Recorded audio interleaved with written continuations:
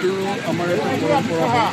আমি 1957 চনৰে পৰা আমাৰ দেউতা ককা দেউতা সিহঁতৰ যুগৰে পৰা যি সময়ত মানে এই জেগাটো জংঘল আছে, ফৰেষ্ট এৰিয়া আছে, সেইটো সময়তে আমি অহা 1957 চনত তাৰ পৰাই প্ৰথম আহিয়ে আমি ইয়াত এই পৰম্পৰাটো আৰম্ভ কৰিছোঁ। আমাৰ হিন্দু ধৰ্মৰ এটা ডাঙৰ আস্থা শ্ৰী শ্ৰী ৰাধাকৃষ্ণ জন্ম হৈছে। আজি আহি এইটো আমাৰ 69 বছৰ হ'ল। 69 বছৰ আমি সমূহ ৰাইজৰ সহায় সহযোগিতা লৈ 5 দিনীয়া কাৰ্যসূচীৰে এইটো উদযাপন কৰোঁ। লগতে ইয়াত আমাৰ থাকে ভলীবল কম্পিটিশ্যন, স্পৰ্টছৰ খেলা ধূলা, তাৰপিছত আমাৰ থাকে কালচাৰেল নাইট প্ৰগ্ৰাম।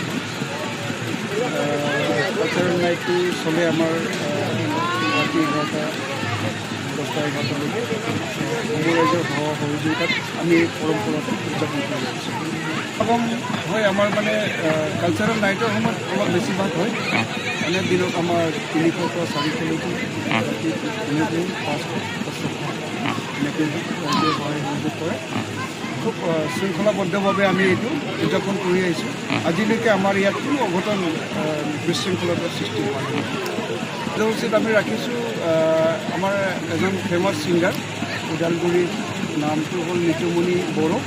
তেখেতক আমি এইবাৰ আহ্বান জনাইছোঁ, তেখেত আহিব কাৰ্যসূচীত। তাৰপিছত ভলীবল ফাইনেলত আমাৰ অট'নমাছ কাউন্সিলৰ স্বাস্থ্যসেৱা পৰিষদৰ ইএম চাহ আহিব, তেখেতক লৈছোঁ।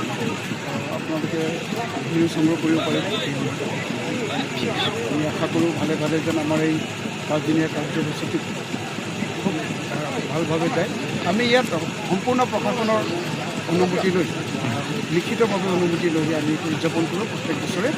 আমাৰ ইয়াত আজিলৈকে কোনো মানে বিশৃংখলতাৰ সৃষ্টি হোৱা নাই। আশা কৰোঁ এই সময়টো আমাৰ ভালে ভালে উদযাপন হয়।